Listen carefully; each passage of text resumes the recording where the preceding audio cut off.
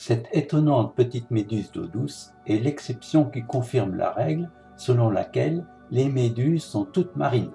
En 1880, William Sowerby, conservateur du Royal Botanic Garden à Londres, découvre cette première espèce dulcicole de 15 mm dans le bassin des nénuphars géants du Brésil.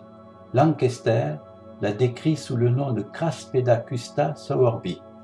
Son cycle de vie est marqué par une alternance de générations méduses-polypes.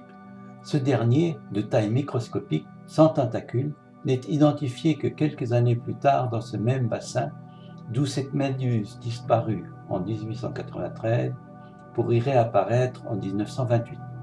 Dans les années qui suivent, elle est localisée dans le parc de la Tête d'Or à Lyon, au Jardin botanique de Strasbourg, dans la Palmeraie de Francfort, toujours dans le bassin des nénuphars. De nos jours, très largement répandue, elle est considérée comme cosmopolite. Pourvue d'un vélum, elle est dite craspédote, par opposition aux méduses acraspédotes dépourvues de vélum. Le stade méduse ne dépasse guère 2 cm. Son manubrium possède 4 lèvres bien développées. Le bord de l'ombrelle compte de nombreux tentacules courts, 4 plus longs, et d'innombrables organes sensoriels. Les sexes sont séparés, mais les gonades d'apparence identique.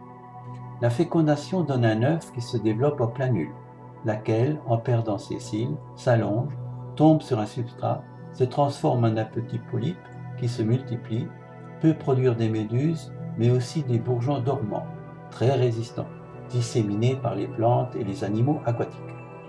Cette multiplication non sexuée, très active, explique l'abondance subite, aléatoire, inattendue et inexpliquée de méduses adultes dans un même plan d'eau. Elle est signalée dans toute la France. Son apparition est généralement massive, donnant à l'eau une teinte laiteuse, pour disparaître au bout de quelques jours et réapparaître quelques années plus tard. En aquarium, sa survie ne dépasse guère 1 à 2 semaines. Ce fut le cas à l'aquarium tropical de Nancy dès 1970. Pêchée dans un étang, elle y est ici photographiée sous microscope à faible grossissement. Le cas également au vivarium de Bâle en 2003, en provenance du lac de Neuchâtel. Le cas aussi dans les Pyrénées en 2013, dans un bassin de rétention. Le cas enfin à l'aquarium de Limousin en 2014, récolté dans un étang de la commune de Chanzac, en Haute-Vienne. Il s'agit en fait d'un excellent indicateur de la qualité du milieu.